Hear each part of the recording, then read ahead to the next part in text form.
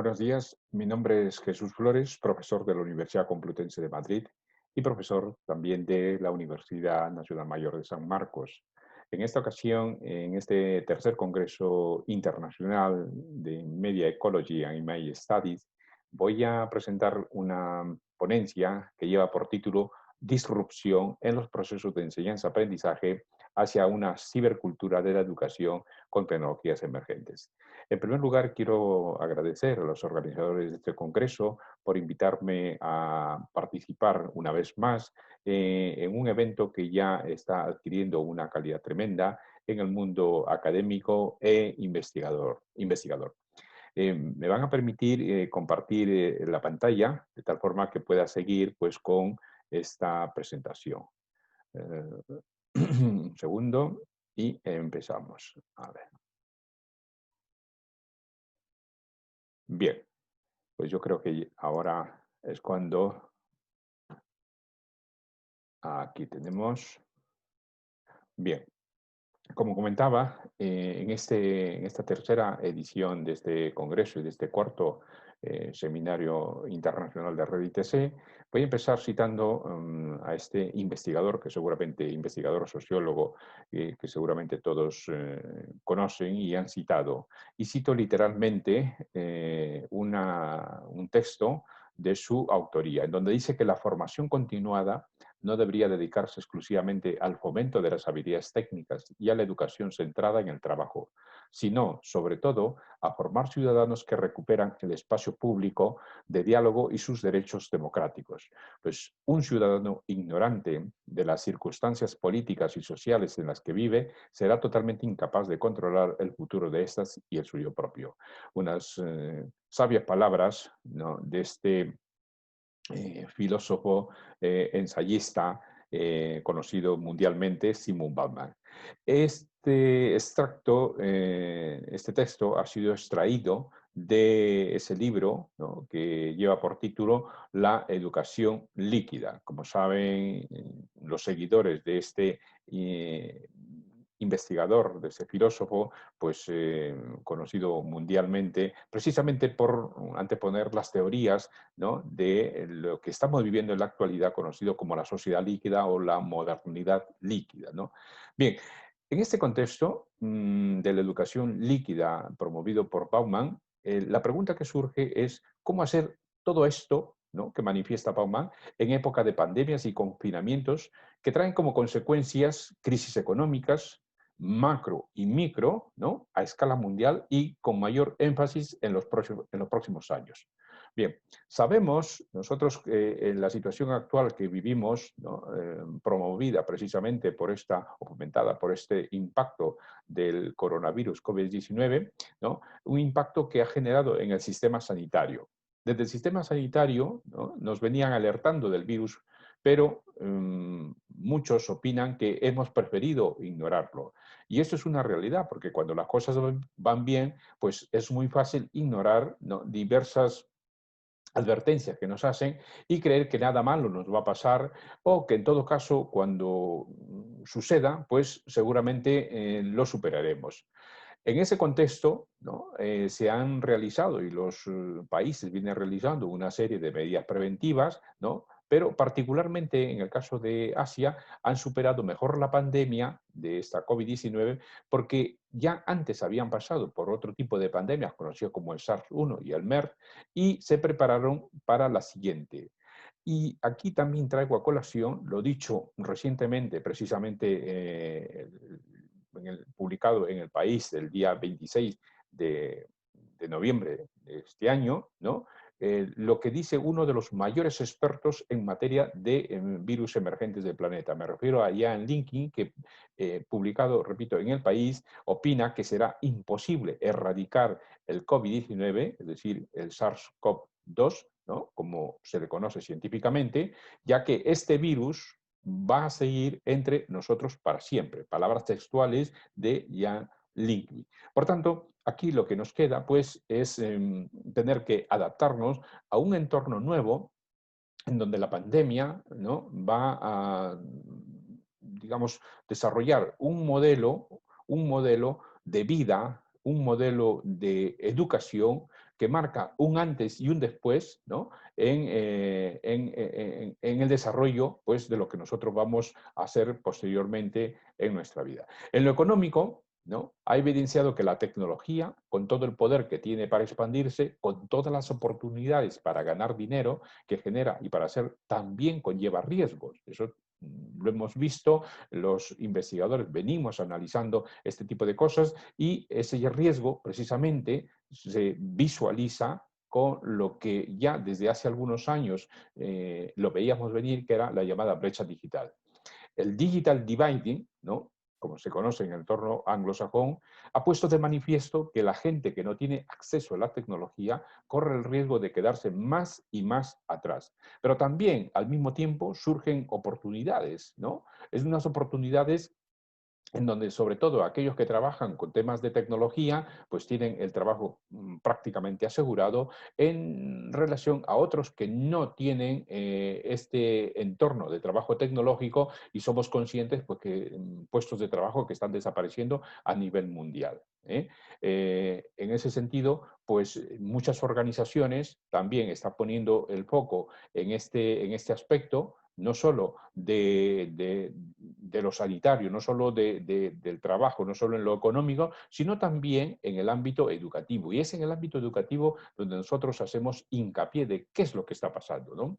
Para hacer frente a la pandemia de la COVID-19 y el cierre de sistemas escolares, ¿qué es lo que venimos haciendo en la actualidad? ¿Cómo venimos desde los diferentes estamentos, desde las diferentes instituciones, desde los gobiernos, qué políticas se están adoptando para hacer frente a la pandemia?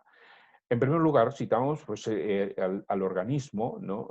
Supranacional, la UNESCO, y otros organismos internacionales proponen globalizar la educación virtual.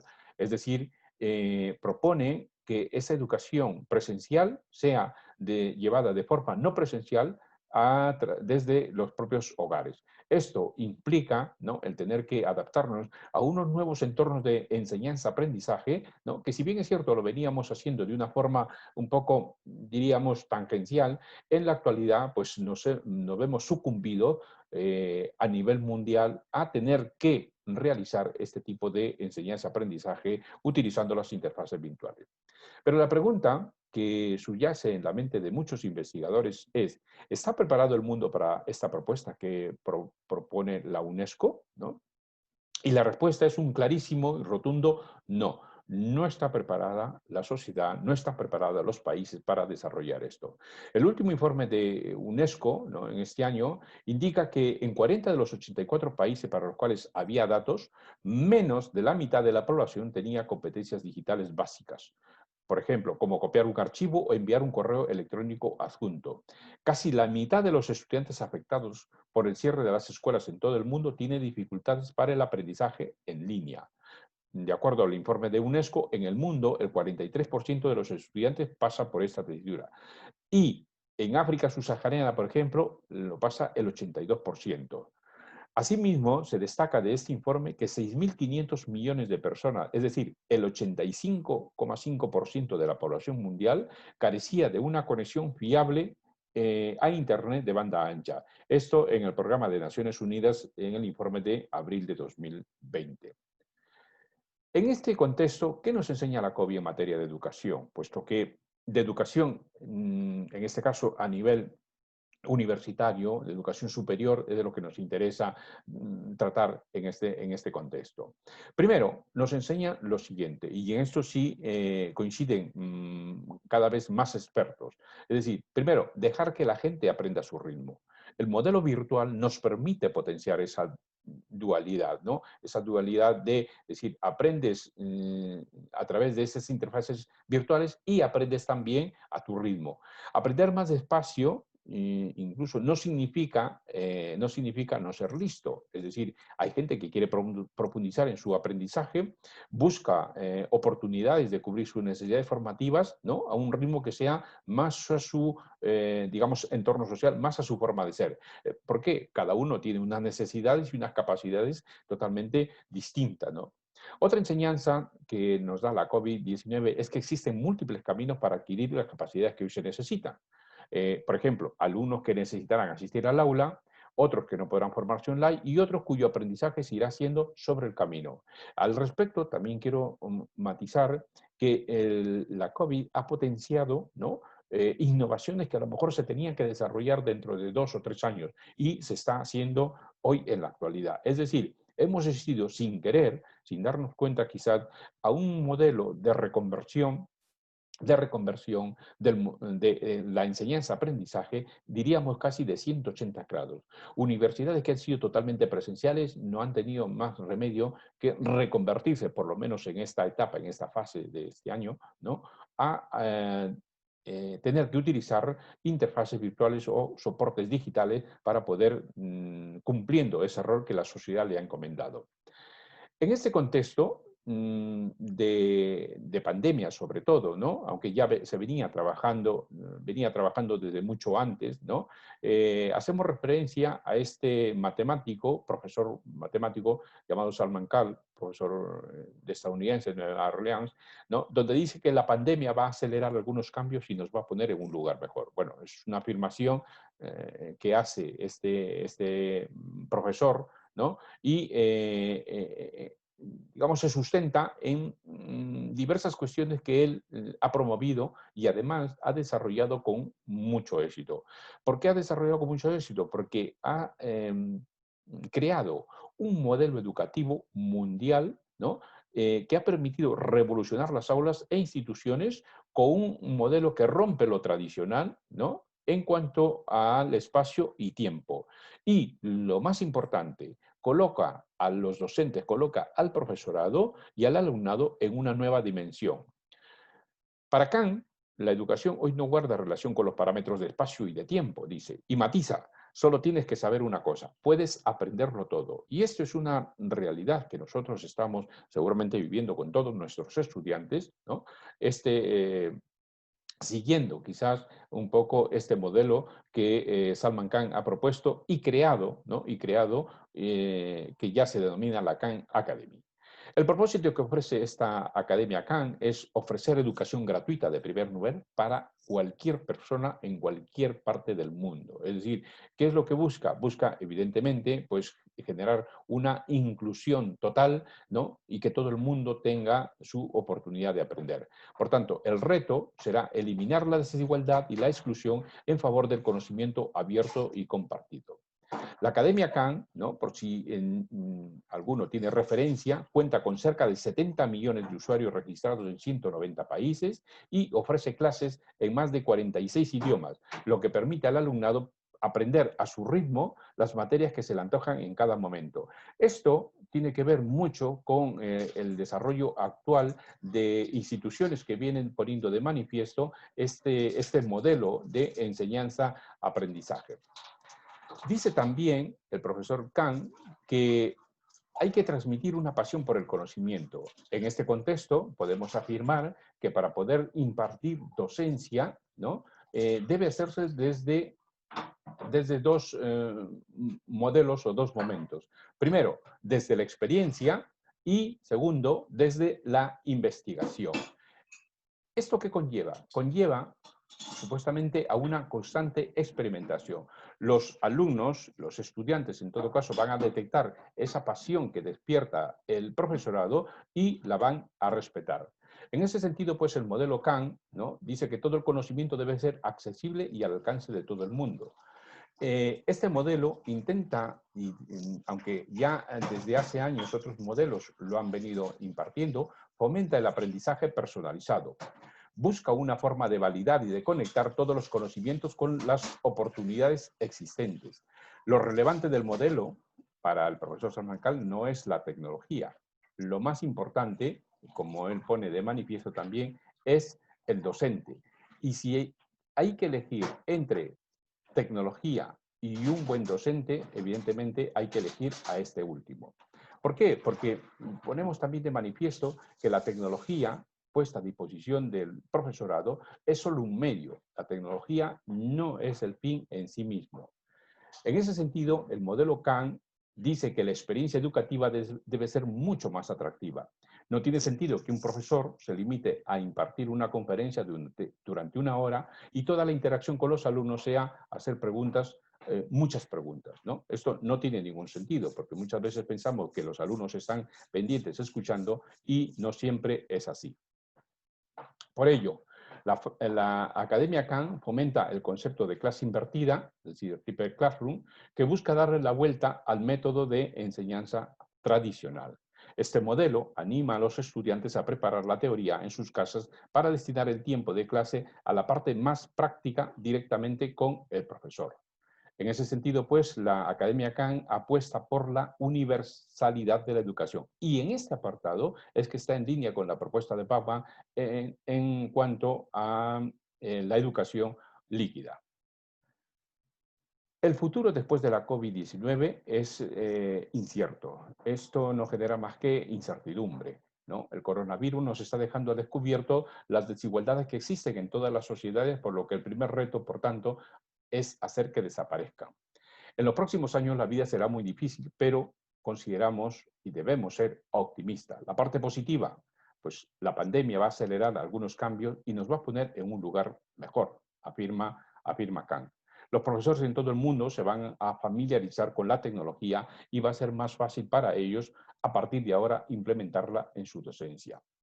Y la gente se está haciendo preguntas acerca del futuro de la tecnología. ¿De qué forma podemos utilizarla? ¿Cómo podemos utilizarla? ¿Cuáles son las más adecuadas para conseguir los objetivos? ¿Qué consecuencias nos va a reportar la tecnología? En fin, preguntas que en estos momentos pues quizás sea un poco difícil de responder. En este contexto también, pues muchos creen que vendrán otras pandemias, por lo que la nueva escuela y educación será un sistema híbrido. Bueno, ya hemos hecho referencia a lo que decía Ian Ligby, ¿no? Que esta pandemia va a estar aquí por muchos años. Es decir, ha venido, al igual como hemos dicho en su momento por Internet, ha venido para quedarse. Y las organizaciones con UNESCO a la cabeza, pues vienen promoviendo y vienen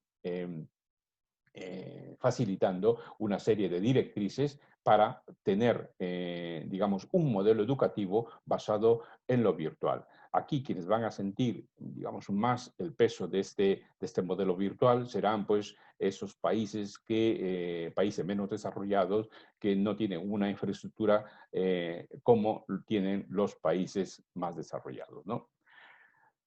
En este contexto, ¿no? Diversas organizaciones, diversos grupos de investigación, ¿no? Como los que llevamos a cabo un grupo de profesores y yo, sobre innovaciones tecnoeducomunicacionales para la optimización de ciberaprendizajes y aportes a la investigación académica en entornos urbanos y rurales de Perú, tiene algunos objetivos que guardan relación con lo que acabo de comentar, ¿no? El objetivo primario es minimizar el impacto de brecha digital, es decir, toda la zona rural. El objetivo secundario, o el siguiente objetivo es promover y proponer, ¿no? Estrategias pedagógicas para la enseñanza-aprendizaje virtual. Y un tercer objetivo, comunicar la educación e investigación. Pasamos, por tanto, de un modelo híbrido de la educación, ¿no? A desarrollar lo presencial y lo virtual. Los métodos del modelo virtual se están poniendo cada vez más de manifiesto, pero aquí hay que comentar también que muchas veces se pervierte este modelo virtual. Algunos piensan que el modelo virtual es solo colocar a lo mejor un PDF o un enlace dentro del campo virtual. Y eso no es, digamos, el modelo virtual desde una perspectiva más pedagógica, ¿no? Las capacidades de la tecnología, más allá de la tarea, puede llevar a cambios sustanciales en el fenómeno educativo. Pero claro, siempre y cuando nosotros apostemos por una pedagogía mucho más optimizada para los estudiantes. Las clases y otros sistemas de transmisión en un solo sentido es lo que siempre se ha dado, las clases magistrales, las clases, digamos, a distancia a través de diferentes medios de comunicación, las clases incluso a través de correo postal, como era antiguamente, ¿no? Se han dado en un solo sentido. Pero hoy asistimos a una horizontalidad en el proceso de enseñanza-aprendizaje, una horizontalidad del conocimiento. Y eso es lo que buscamos. Buscamos pues, nuevas pedagogías y métodos para la docencia virtual, en donde el alumno tiene a su alcance nuevos recursos que pueden potenciar su aprendizaje, independientemente de su localización. el acceso abierto a fuentes de información, antes limitadas a lugares o fuentes específicas, los sistemas basados en tecnología, en donde sabemos que pueden apoyar la función docente, ¿no? En este esquema vemos al alumno como centro del universo, en donde existe un profesor o instructor. Utilizamos una serie de facilitadores del conocimiento, en este caso llamados coordinadores, y también los propios compañeros. Y por otro lado, se pone de manifiesto pues, el uso de las tecnologías en sus diferentes formas. Por ejemplo, el acceso a Internet, el acceso a bibliotecas virtuales, a bases y bancos de datos, el acceso a la consulta con expertos, el acceso a otras tecnologías como de audio, de vídeo, en fin, cosas que cada vez más podemos nosotros decir que está a nuestro alcance. Vemos también que el contenido, ¿no? El contenido que genera el profesor, pues debe dar al estudiante un esquema realmente que le permita avanzar en su aprendizaje. En este modelo virtual se pone de manifiesto la capacidad del alumno, ¿no? Fomentada por el apoyo y además la independencia que tiene el alumno para desarrollar su trabajo. Formar en competencias y capacidades es lo que se pide en todo momento. Bien, pues vamos a utilizar aquí, digamos, esa competencia definida por Noam Chomsky, ¿no? Que define en el ámbito, desde el punto de vista lingüístico, por ejemplo, que define que la competencia como el dominio de los principios que gobiernan el lenguaje.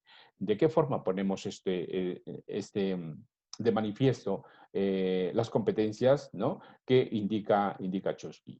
Bien, competencias generales para desarrolladores de proyectos. Pues aprendizaje y autoaprendizaje, diseño pedagógico, manejo del cambio, liderazgo, visión de medio, construcción de relaciones interpersonales y colaborativas, pensamiento holístico, o sea, todas son cuestiones que nosotros tenemos que poner de manifiesto en los entornos virtuales de enseñanza-aprendizaje. ¿Y cuáles son esos entornos de enseñanza-aprendizaje? Pues básicamente lo que ya estamos nosotros teniendo y desarrollando. Por ejemplo, portales de distribución de contenidos, software de colaboración, gestores de contenido, ¿no? El uso, por ejemplo, del Learning Management System, es decir, de sistemas de gestión de aprendizaje, también conocido como entornos virtuales de aprendizaje, popularmente conocido como EVA, y en donde las plataformas de formación de sistemas de gestión del conocimiento también se ponen de manifiesto.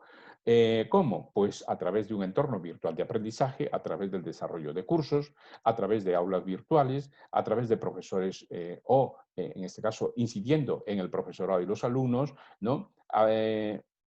Incidiendo también en nuevas metodologías y pedagogías de enseñanza-aprendizaje y utilizando todos los recursos de evaluación virtual, ¿no? Las características de los entornos virtuales de aprendizaje son varias, pero nosotros hemos resumido en esos apartados que aparecen ahí. En primer lugar, la gestión y administración académica, el acceso a contenidos y recursos de aprendizaje, el trabajo colaborativo, la organización, comunicación, interacción y el seguimiento de estudiantes. Vemos pues aquí que los sistemas de gestión de aprendizaje, ¿no?, tienen que ver mucho con las plataformas virtuales que nosotros estamos utilizando y lo más importante, con una metodología didáctica. Esa metodología didáctica que se pone también de manifiesto pues, con el uso de las plataformas que estamos trabajando. Plataformas comerciales, como ya seguramente muchos conocen, el caso de VST, el Blackboard Learn o Braille Space, o plataformas de código abierto, como es el caso de Chamilo, de Moodle, de Sakai, o cualquier otra plataforma propietaria, ¿no?, que también estamos utilizando. Bueno, para ir finalizando, hablamos de una selección de una plataforma. Aquí son cuestiones que ya tienen que ver mucho con el testeo que hagamos de tal o cual plataforma, ¿no?, que nosotros podamos utilizar, en donde se pone de manifiesto, en primer lugar, la interactividad, la flexibilidad, la escalabilidad y la estandarización. Esto tiene que guardar relación no solo con las características técnicas, sino también con las características pedagógicas que nos pueda proporcionar cada plataforma.